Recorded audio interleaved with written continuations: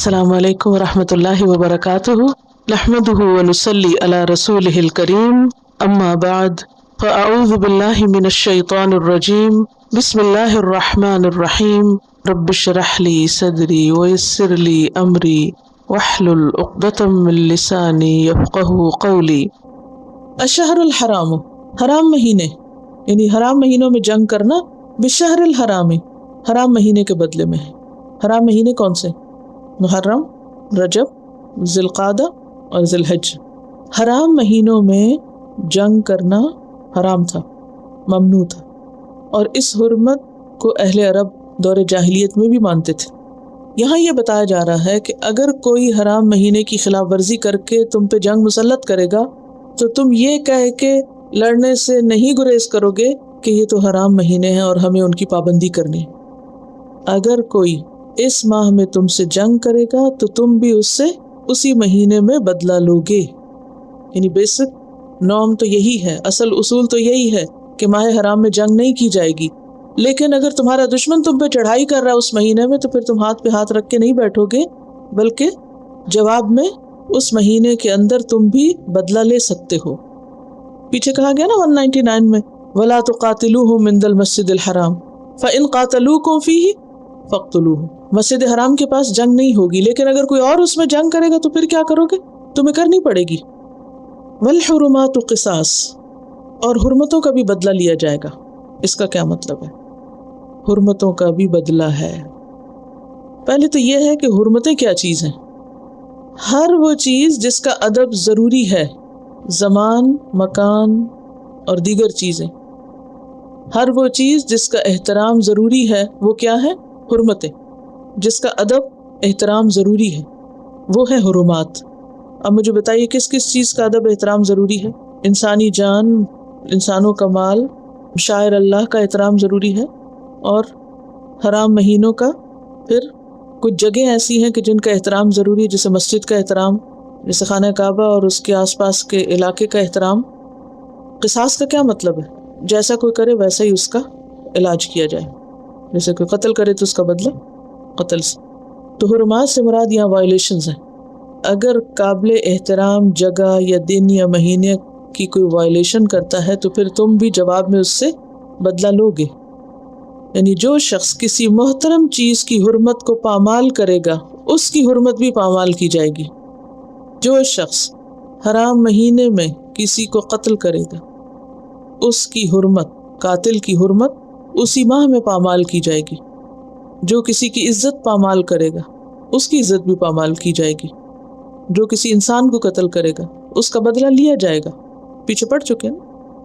یعنی اگر تمہارے دشمن یا تمہارے مخالفین تمہارے خلاف کارروائی کرنے کے لیے کسی حرمت کو پامال کرتے ہیں تو بطور قصاص تم حرمت کا لحاظ نہ رکھو، بدلہ لے لو۔ بدلہ لینے کی اجازت دی جا رہی جب ایسا موقع ہو۔ فمن اعتدی، تو جو زیادتی کرے، علیکم تم پر، فاعتدوا علیہ، تو اس پر بھی زیادتی کرو، یعنی اس کا بدلہ لو۔ بمثل ما اعتدی علیکم، جتنی اس نے تم پر زیادتی کی، زیادہ نہیں، اعتدال سے نہیں ہٹنا، حد سے نہیں بڑھنا۔ واتقوا اللہ، اور اللہ سے ڈرو۔ واعلموا، اور جان لو، ان اللہ مع المتقین، کہ بے شک اللہ متقین کے ساتھ ہے، وہ متقین کی مدد کرے گا۔ تقوی سے انسان اللہ کی مدد کا مستحق ٹھہرایا جاتا ہے۔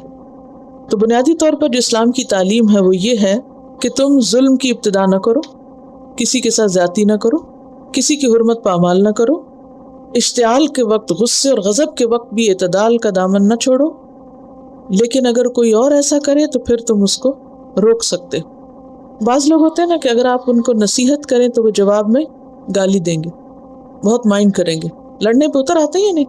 اگر آپ ان کو کوئی اچھی بات بتائیں تو وہ آپ کے گلے پڑ جائیں گے۔ تم ہوتے کون ہو مجھے کہنے والے؟ Mind your own business. بعض لوگ اگر کچھ لکھیں، قلم کا استعمال کریں تو جواب میں ان کو گولی کا استعمال سہنا پڑتا ہے۔ اس کو زیادتی کہتے ہیں۔ کیا ہوتی ہے زیادتی؟ نصیحت کا جواب گالی سے، قلم کی تحریر کا جواب گولی سے۔ قلم کی طاقت ہے نا، اور ایک طاقت سورڈ کی ہے۔ سورڈ کے مقابلے میں آج کل زیادہ تر تو گن اور کلاشن کوف استعمال ہوتی۔ تو کچھ لوگ کس لیے مار دیے جاتے ہیں کہ انہوں نے حق لکھا، ہوتا نا ایسا. یہ کیا ہے؟ زیادتی ہے یا نہیں؟ آپ کسی کو سمجھا رہے ہیں اور وہ آپ کے سر چڑھ کے آپ کو برا بھلا کہنا شروع کر دے، گالی گلوچ کرنے شروع کر دے. یہ کیا ہے؟ زیادتی ہے. یہ ہے حرمات کو توڑنا، کہ آپ کسی کی عزت کے در پہ ہو گئے.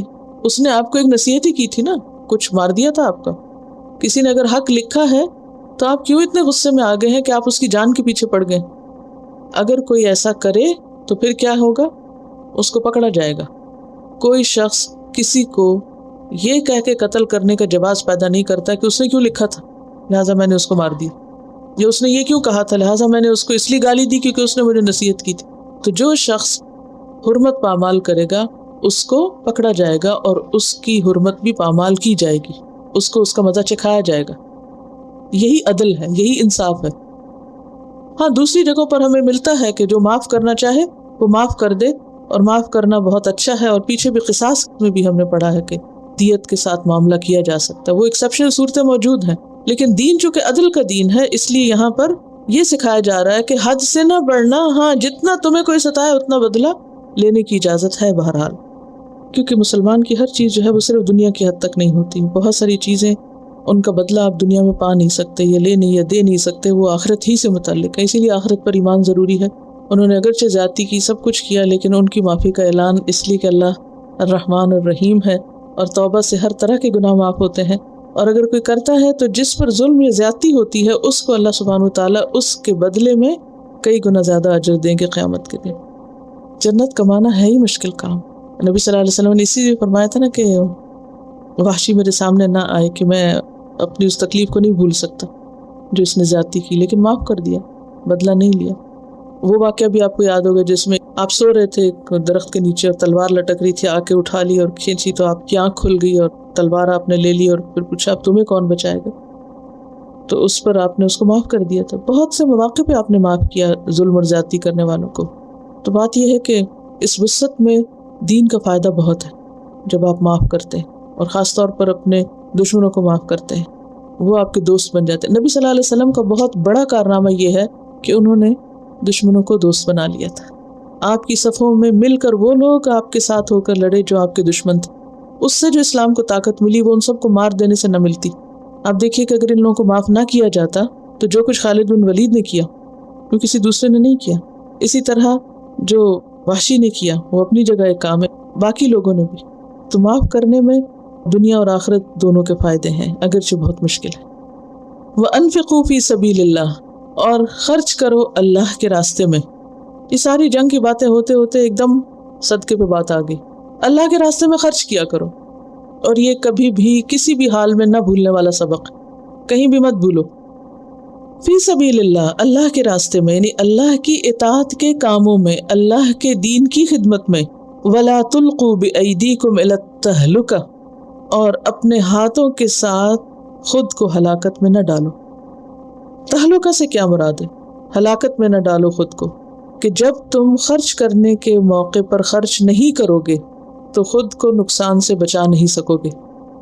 مثلاً اللہ کے راستے میں، جہاد کے موقع پر، دین کی تبلیغ میں اگر خرچ نہیں کرو گے تو نتیجہ کیا ہوگا؟ اگر تم اپنے افکار کو، اپنے دین کو دوسروں تک نہیں پہنچاؤ گے تو نتیجے میں وہ اپنے افکار کو تمہارے اندر لے آئیں گے، تو دنیا اور آخرت دونوں کا نقصان ہو جائے گا. اللہ کے راستے میں خرچ نہ کرنا خود کو ہلاکت میں ڈالنا ہے. وَأَحْسِنُوا، اور احسان کرو، اچھا کرو. اللہ کی عبادت میں بھی احسان کے درجے پر، اور بندوں سے معاملہ کرتے ہوئے، حتیٰ کہ جانوروں سے معاملہ کرتے ہوئے بھی احسان کرو. اللہ کی عبادت کے معاملے میں احسان کیا ہے؟ أَن تَعْبُدَ اللَّهَ كَأَنَّكَ تَرَاهُ، اس طرح اللہ کی عبادت کرو گویا تم اس کو دیکھ رہے ہو. فَإِن لَّمْ تَكُن تَرَاهُ فَإِنَّهُ يَرَاكَ، اگر یہ کیفیت نہ ہو کہ تمہیں اللہ نظر آئے تو پھر یہ یاد رکھو کہ وہ تو تمہیں دیکھتا ہی ہے. یہ احسان کا درجہ ہے. بندوں کے ساتھ احسان کیا ہے؟ کہ جب وہ تمہارے ساتھ اچھا نہ کرے تو تم ان کے ساتھ اچھا کرو. جب تم پہ ظلم کرے تو تم ان کو معاف کر دو. جو تم پہ خرچ نہ کرے تم ان پہ خرچ کرو. ان اللہ یحب المحسنین، یقیناً اللہ محسنین سے محبت رکھتا ہے. اب یہاں صرف حکم نہیں بتایا، شوق بھی دلایا، کیونکہ جب ہمیں پتہ چلے کہ میرے اس کام پر اللہ کی محبت مجھے ملے گی تو میرے لیے وہ کام کرنا آسان ہو جائے گا. آپ دیکھیے کہ انسان جو بھی مال کماتا ہے اسے وہ کہاں خرچ کرتا ہے؟ عموماً اپنی اولاد پہ، اپنی ذات پہ، اپنے گھر پہ، خود پہ نا، اپنے ذاتی فائدے کے لیے. ایسا ہی ہوتا ہے نا. یہاں یہ نہیں کہا جا رہا کہ اپنے اوپر خرچ کرو یا اپنے بال بچوں پہ خرچ کرو. کیا کہا جا رہا ہے؟ حکم کیا ہے؟ کیا کرو؟ اللہ کے راستے میں خرچ کرو، کیونکہ اپنی ذات پہ خرچ کرنے کا فائدہ صرف اپنی ذات کو پہنچتا ہے. لیکن جب انسان اللہ کے راستے میں خرچ کرتا ہے، دوسرے لوگوں پہ خرچ کرتا ہے، تو اس کا فائدہ ان کو بھی پہنچتا ہے اور آپ کو بھی پہنچتا ہے. آپ کو کیا فائدہ پہنچے گا اگر آپ اپنے والدین پہ خرچ کریں گے یا اپنے رشتہ داروں پہ خرچ کریں گے؟ اللہ خوش ہوگا. اور کیا ہوگا؟ مثلاً آپ اپنے رشتہ داروں کو دیتے ہیں، اجر کے علاوہ کیا فائدہ ہوتا ہے؟ ان کے ساتھ آپ کے تعلقات اچھے ہوتے ہیں، ان کی ضروریات پوری ہوتی ہیں، ان کی تکلیف جب دور ہوتی ہے تو آپ کے دل کو سکون حاصل ہوتا ہے. جب آپ اپنے ماں باپ پہ خرچ کرتے ہیں تو خوشی نہیں ہوتی؟ کتنی خوشی ہوتی ہے. یہ خوشی انسان کہیں سے خرید کے لا سکتا ہے؟ کہیں بازار میں کوئی دکان ہے خوشی کی کہ وہاں سے طرح خوشی خرید لائیں؟ کتنے ایکسپینسو کرسٹلز اور ڈیکوریشن پیس لوگ خریدتے ہیں، لیکن رکھ کے بھی ان کو وہ خوشی حاصل نہیں ہوتی جو کسی کو دینے میں یا کسی کی مدد کرنے میں آپ کو خوشی حاصل ہوتی ہے.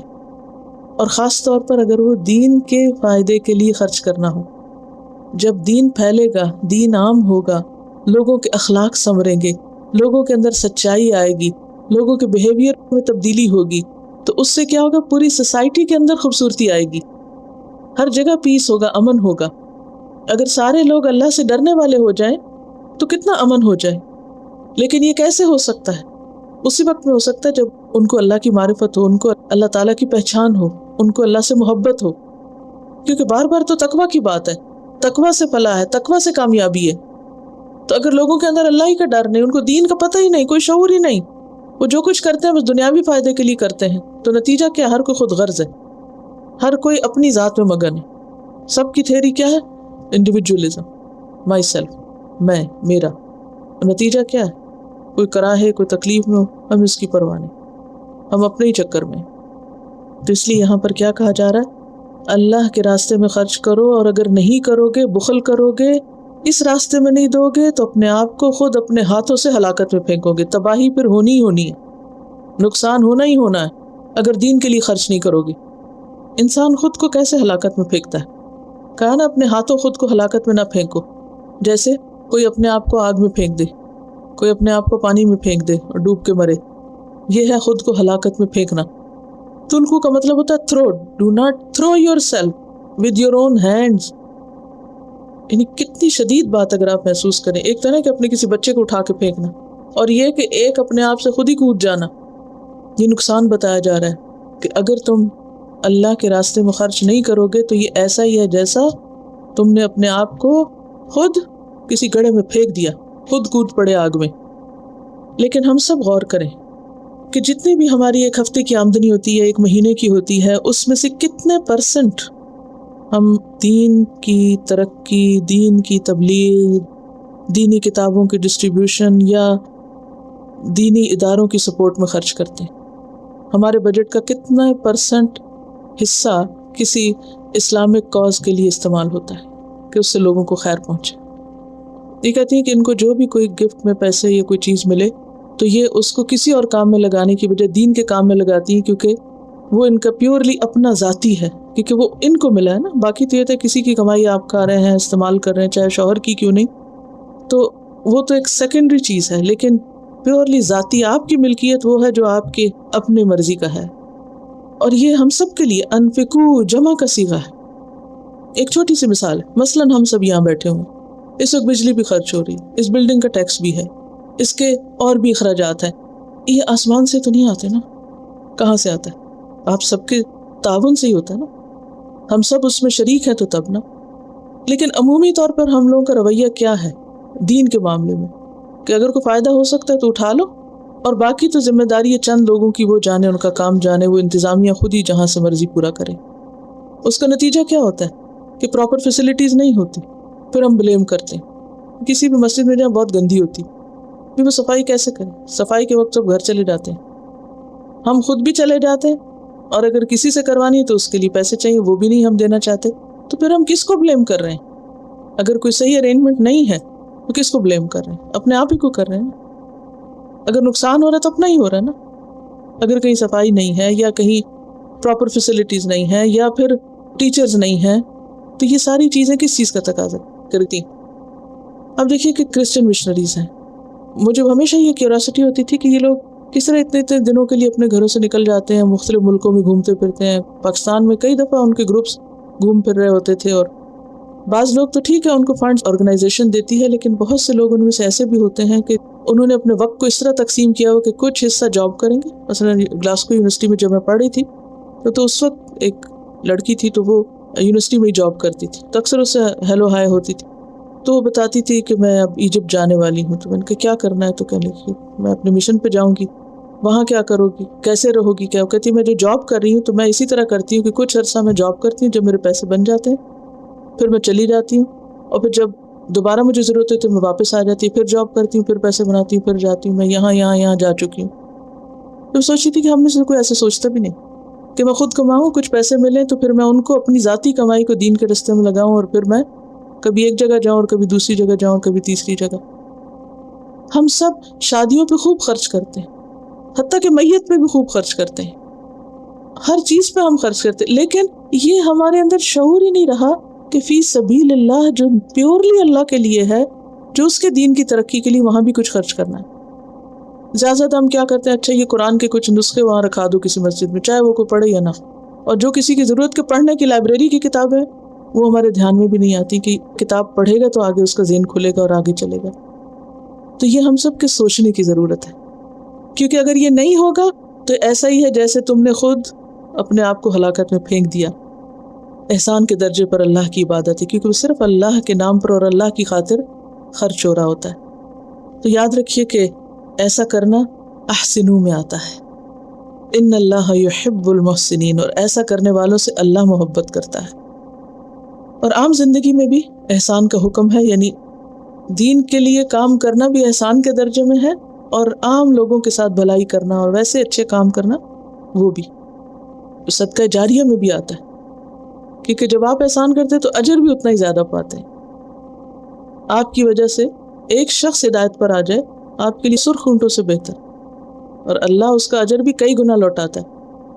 عام جو مال ہم خرچ کرتے ہیں اس کا اجر 10 سے 700 گنا ہے، لیکن جو اللہ کے راستے میں استعمال ہوتا ہے اس کی مثال آگے انشاءاللہ آپ پڑھیں گے سورۃ البقرہ میں ہی ہے، کہ جیسے ایک دانہ ہو اور پھر ہر دانے سے 100 دانے نکلے اور پھر وہ 700 تک پہنچے، اور پھر اللہ جس کے لیے چاہتا ہے اور بھی زیادہ بڑھا دیتا ہے. جو جس نیت اور جذبے اور جن حالات میں خرچ کرتا ہے اتنا ہی زیادہ اجر و ثواب پاتا ہے. اور آج کی آخری آیت ہے وَأَتِمُّ الْحَجَّ وَالْعُمْرَةَ لِلَّهِ، اور تمام کرو، مکمل کرو، کمپلیٹ کرو حج اور عمرے کو اللہ کے لیے، انکمپلیٹ نہیں چھوڑو. یہ حج اور عمرے کے لیے بھی اصول ہے، اور کسی بھی دین کے کام کو کرنے کا ایک اصول ہے کہ جب کوئی دینی کام شروع کرو تو کیا کرو، اسے کمپلیٹ کرو. لائک شوق میں داخلہ تو لے لیا، ایک سپارے کی اسائنمنٹ مشکل آ گئی یا لمبی آ گئی تو کہا لسنر ہو جاتے ہیں. ٹیسٹ ہوتا ہے، ٹیسٹ نہیں دیتے، ویسے ہی ٹھیک ہے. تو حج اور عمرہ پیورلی کیا ہیں چیزیں؟ عبادت. تو عبادت کے کام بھی جو کرو تو کیا کرو، ان کو مکمل کرو. اور عام روزمرہ زندگی میں بھی یہ ایک اصول ہے کہ جو کام شروع کرو اسے کسی تکمیل تک پہنچاؤ. یہ نہیں شوق میں آ کے 10 کام شروع کر لیے اور 10 کے 10 ادھورے پڑے رہے. اتمو، تمام کرو، مکمل کرو، پوری شرائط کے ساتھ اس کو کرو، سارے ارکان ادا کرو. یہ نہیں کہ کوئی پورا کر لو اور کوئی چھوڑ لو. آپ حج کے لیے گئے اور وہاں جا کر کچھ تو آپ نے مناسک کر لیے اور کچھ میں کہا نہیں بہت رش ہے وہ کوئی اور کر لے ہمارے سے کا، اور کبھی کچھ نہیں، خود کرو اور سارے پورے گن کے کرو. جیسے روزوں میں کیا کہا، گنتی پوری کرو، اور یہاں بھی کیا ہے، حج کا ارادہ ہے تو حج کے سارے ارکان پورے کرو. عمرہ کرنے گئے ہو تو یہ نہ سوچو اچھا یہ تو نفل عبادت ہے، چلو طواف ہی کافی ہے، صحیح اگلے سال کریں گے آ کے، اب بہت تھک گئے ہیں پہلے سے. نہیں، پورے کرو. اتم الحج والعمرۃ، اور اگین للہ، دکھاوے کے لیے نہیں، اللہ کے لیے، خالص اللہ کی رضا کے لیے. تو اس سے یہ پتہ چلتا ہے کہ کوئی چیز جو اللہ کے لیے آپ کرنا چاہتے ہیں اس میں آپ حسن پیدا کریں، کیونکہ اللہ محسنین سے محبت کرتا ہے نا. اب دیکھیے کہ مثلاً آپ ایک کپڑا سیتے ہیں، کتنا بھی قیمتی کپڑا، اگر آپ نے اسے مکمل نہ کیا تو وہ کیسا لگتا ہے؟ پہننے کا ہوتا ہے؟ مثلاً آپ نے سارا کپڑا سی لیا اور اس کے صرف کنارے نہیں موڑے، وہاں سے دھاگے نکل رہے ہیں، سے جتنا مرضی ایکسپینسو ہو، خوبصورت نہیں ہوگا۔ دیکھیے حیرت کی بات ہے، دنیا کے ہر معاملے میں ہم پرفیکشنسٹ بننا چاہتے ہیں، پرفیکشن کے لیول پہ کام ہونا چاہیے، اور اس میں اپنے آپ کو گلا مارتے ہیں۔ احسان اصل میں نا ایکسیلنس کے لیول پہ کام کرنے کو کہتے ہیں۔ تو پچھلی آیت میں چونکہ کہا گیا نا اللہ محسنین سے محبت کرتا ہے جو ایکسیلنس کے لیول پہ کام کرتے ہیں، تو ساتھ ہی بتایا اچھا جو سفر اللہ کے راستے میں کرو، جو حج عمرہ وغیرہ کرو، تو اس کو بھی ایکسیلنس کے لیول پر کرو، بہترین طریقے سے۔ اور پھر یہ کہ اللہ کے لیے کرو، کیونکہ ہوا یہ تھا کہ عربوں کے ہاں حج عمرہ رسم بن گئی تھی، ایک قومی میلہ بن گیا تھا، وہ وہاں جمع ہوتے، شعر و شاعری کی مجلسیں ہوتی، اور اسی طرح کے تجارت کے میلے لگتے، اور پورا ایک کلچرل شو بن گیا تھا، نہ کہ ایک اللہ کی عبادت کا ذریعہ۔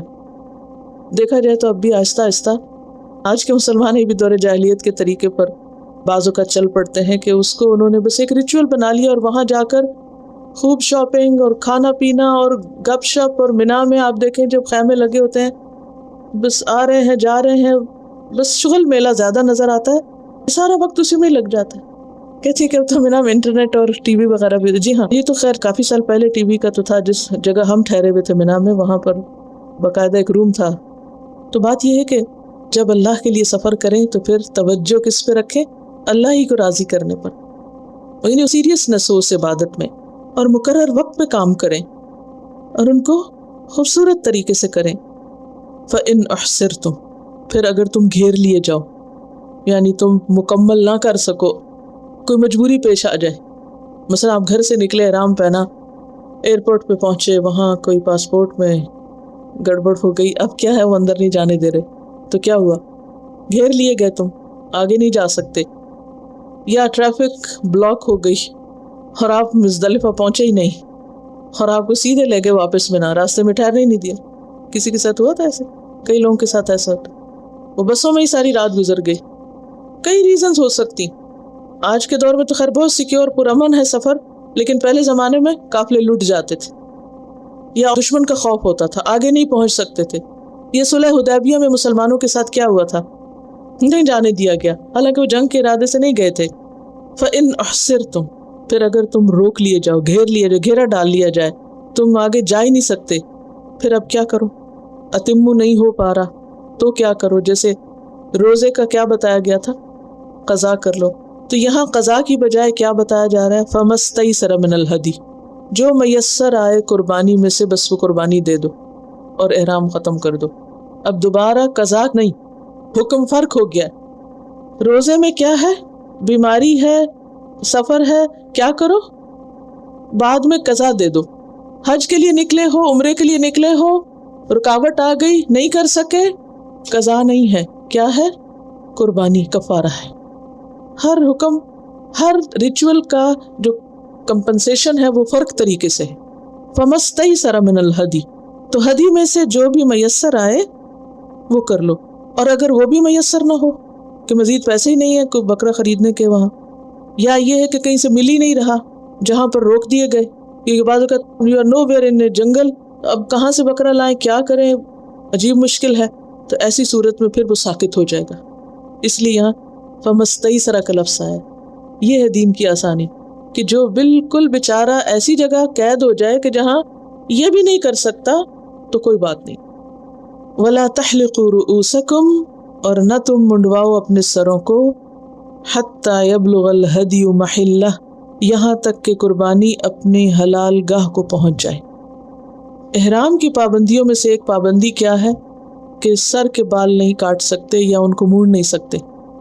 تو یہاں یہ کہا جا رہا ہے کہ اگر تم گھیرے گئے ہو تو تم اس وقت تک سر نہیں منڈواؤ گے جب تک کہ قربانی نہ ہو جائے، ٹھیک ہے؟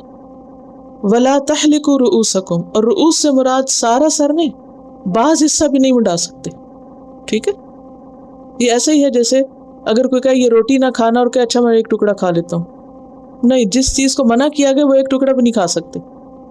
تو سر نہیں منڈواؤ، نہ سارا، نہ آدھا، نہ چوتھائی حصہ، حتیٰ، یہاں تک کہ یبلغ الہدی پہنچ جائے قربانی کا جانور محلہ اپنی حلال گاہ کو، یعنی جہاں ہونا چاہیے۔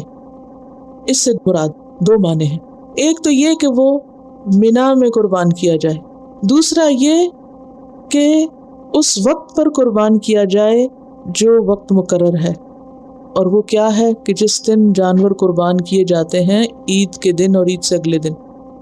تو یہ اسم مکان بھی ہے اور زمان بھی، ادھر اس جگہ پر یا اس ٹائم پر۔ ٹائم سے مراد کون سا ٹائم ہے قربانی کا؟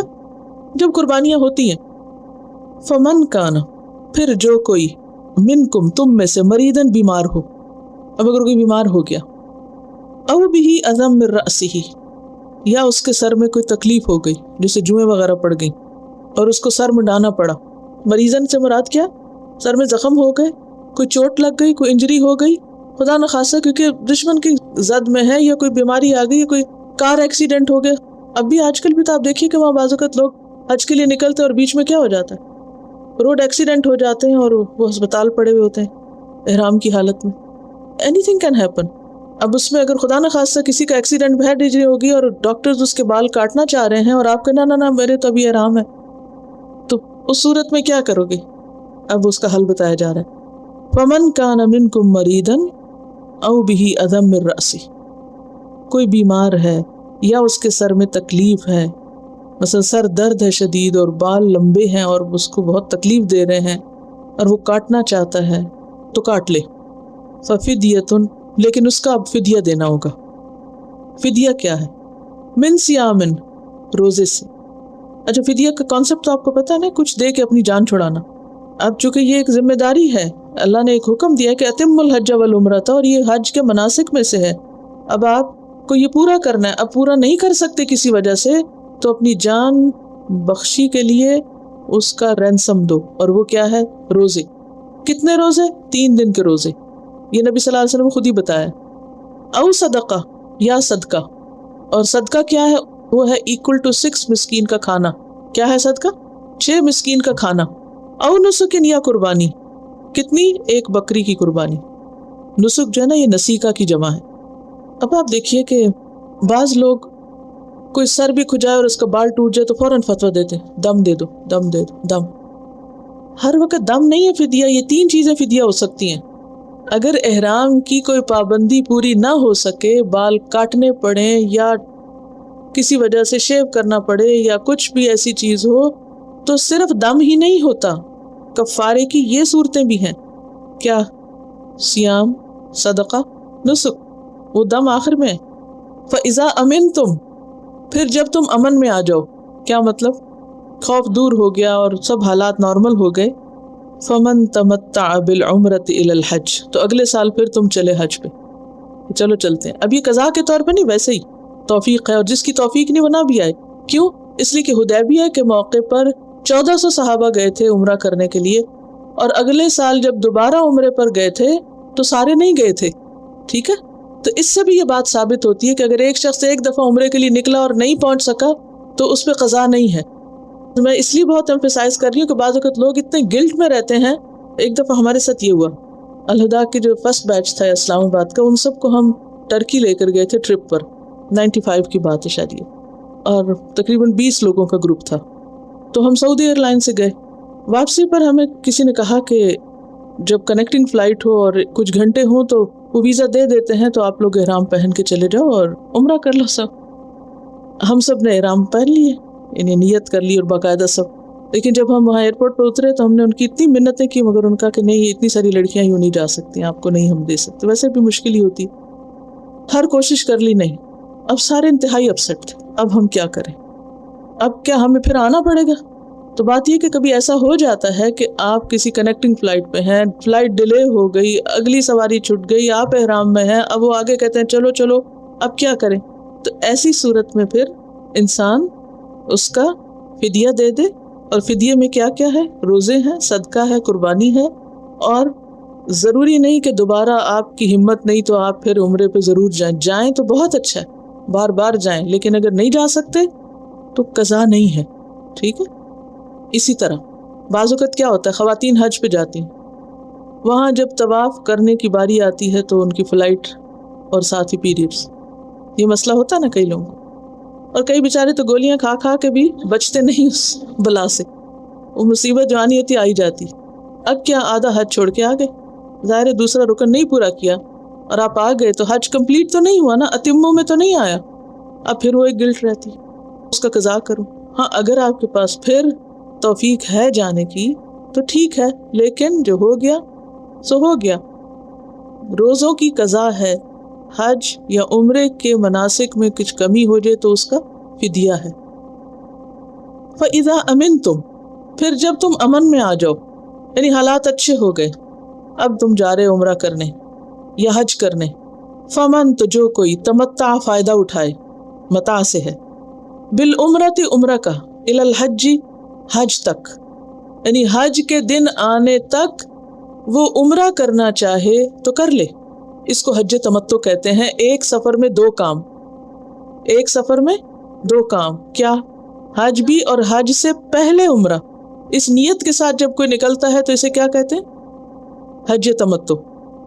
اور تمتع اس کو اس لیے کہتے ہیں کہ آپ جاتے ہیں ایک ٹکٹ میں دو کام کرتے ہیں، پھر آپ جا کے احرام اتار دیتے ہیں، پھر 8 تاریخ کو دوبارہ احرام پہنتے ہیں، تو یہ تمتع ہے، بیچ کے دنوں میں آپ ریلیکس ہیں، ٹھیک ہے۔ لیکن اگر آپ عمرہ اور حج دونوں کر رہے ہیں ایک ٹکٹ کے ساتھ اور بیچ میں احرام نہیں کھولتے تو یہ حج قران ہے، آپ حالت احرام میں ہی ہیں کنٹینیوسلی، تو ان دونوں میں فرق ہے، دونوں میں ہی عمرہ اور حج ہے، لیکن ایک میں آپ بیچ میں احرام کھولتے ہیں تو یہ احرام کھولنے کا جو بیچ کا پیریڈ ہے یہ تمتع کا ہے۔ فمن تمتع بالعمرۃ الی الحج فما استیسر، تو جو میسر آئے، من الہدی، ہدی میں سے، یعنی قربانی کرو، تو حج تمتع میں قربانی لازم ہوتی ہے، ٹھیک ہے۔ اسی لیے سب حاجی تقریباً کیا کرتے ہیں، موسٹلی تمتع کر کے اور قربانی بھی کرتے ہیں، لیکن یہاں بھی کیا ہے، جس کو میسر ہو وہ قربانی کرے، اور جس کو میسر نہ ہو، کیوں نہ میسر ہو، مثلاً یہ کہ پیسے ہی نہیں، غریب ہے انسان، مشکل سے ٹکٹ اور ہوٹل وغیرہ کا کرایہ لیا، اب اتنے نہیں بچے کہ قربانی کر سکے، یا پھر یہ ہے کہ آپ پہنچے لیٹ، ساری قربانیاں بک ہو گئی، بینک بند ہے، اب کوئی پیسے نہیں لے رہا، کوئی رستہ نہیں ہے کہ آپ کہیں سے خریدیں اور آپ قربانی کر سکیں، اور ٹائم گزر گیا، لیکن چونکہ آپ نے حج تمتع کی نیت کی ہوئی ہے، آپ کو قربانی کرنی تھی، اب کیا کریں، فَصِيَامُ ثَلَاثَةِ أَيَّامٍ فِي الْحَجِّ، تو روزے رکھیں 3 دن کے ایام حج میں۔ ایام حج کون سے ہیں؟ یا تو حج سے پہلے 7 تاریخ تک، یا پھر ایام تشریق۔ یوم النحر کو، عید کے دن آپ روزہ نہیں رکھ سکتے، یوم عرفہ کو بھی نہ رکھیں، کیونکہ نبی صلی اللہ علیہ وسلم نے روزہ نہیں وہاں رکھا تھا، جو نہ جائیں وہ یہاں رکھ سکتے ہیں، وہاں نہیں رکھیں گے، کیوں؟ تاکہ عبادت اچھے سے ہو جائے، یہ نہ ہو کہ روزہ رکھ کے بے ہوش ہوئے پڑے ہوں اور دعا سب کچھ بھول جائے، کیونکہ بعض لوگوں کو میں نے دیکھا، ہمارے گروپ میں ایک بچی تھی، اس بیچاری کو اس دن بخار ہو گیا اور بالکل بے ہوشی میں ہی اس کا دن گزر گیا۔ تو ایسی صورت میں صحت کا خیال رکھنے کے لیے بہتر یہ ہے کہ اس دن روزہ نہ رکھا جائے اور زیادہ سے زیادہ پھر انسان بھاگ دوڑ کے عبادت کر سکے۔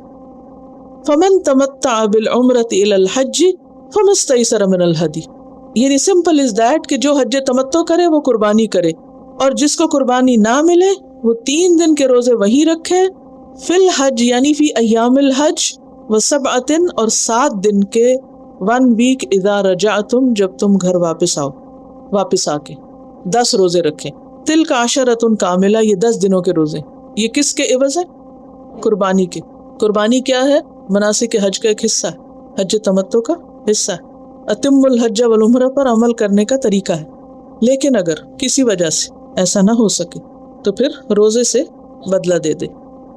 ذالک، یہ، لمن، حکم اس کے لیے ہے جو، لم یکن، نہ ہو، اہلہ، اس کے اہل، اس کے ماں باپ، اس کی فیملی، اس کا گھر، کہاں؟ حاضر المسجد الحرام، مسجد حرام کے اندر، مسجد سے مراد یہاں حرم ہے، حرم کی حدود کے اندر جس کا گھر نہ ہو، کیونکہ جو لوگ حدود حرم میں رہتے ہیں ان کے لیے کیا ہے؟ حج افراد ہے، وہ عمرہ کبھی بھی کر سکتے ہیں، ان کے لیے قربانی لازم نہیں ہے، اگر حیثیت ہے تو کر لیں، نہیں تو نہ کریں۔ اصل میں آپ کو حج کے احکام اگر نہ پتہ ہو تو یہ میری باتیں شاید آدھی سمجھ آ رہی ہیں۔ حج 3 طرح کے ہوتے ہیں نا، کون کون سے؟ تمتع، قران اور افراد۔ تمتع عمرہ اور حج اکٹھا، لیکن بیچ میں احرام کھولنا. قران عمرہ حج اکٹھا بغیر احرام کھولے. افراد خالی حج. تو جو تمتع کرے وہ حج کے موقع پہ قربانی کرے، اور جو قران کرے وہ بھی قربانی کرے، لیکن جو افراد کرے اگر وہ صاحب حیثیت ہے تو قربانی کر لے، اگر نہیں کر سکتا تو نہ کرے. ٹھیک ہے. تو یہاں پر واضح کر دیا گیا کہ یہ حکم کون سا حکم؟ قربانی یا پھر اس کے بدلے میں 10 روزے رکھنے کا حکم کس کے لیے ہے؟ جس کا گھر حدود حرم میں نہ ہو، یعنی وہ وہاں کا ریزیڈنٹ نہیں ہے، وہ کسی اور ملک میں یا شہر میں رہتا ہے. واتقوا اللہ، اور اللہ سے ڈرو. ہر حکم کے بعد خواہ قصاص ہے، خواہ وصیت ہے، خواہ رمضان ہے، اصل مقصود اور مطلوب کیا ہے؟ اللہ سے ڈرو. تقوی مطلوب ہے، کیونکہ تقوی ہی پر پھر آئندہ ہدایت کا انحصار ہے. ھدی للمتقین جب ہی ہو سکتا ہے.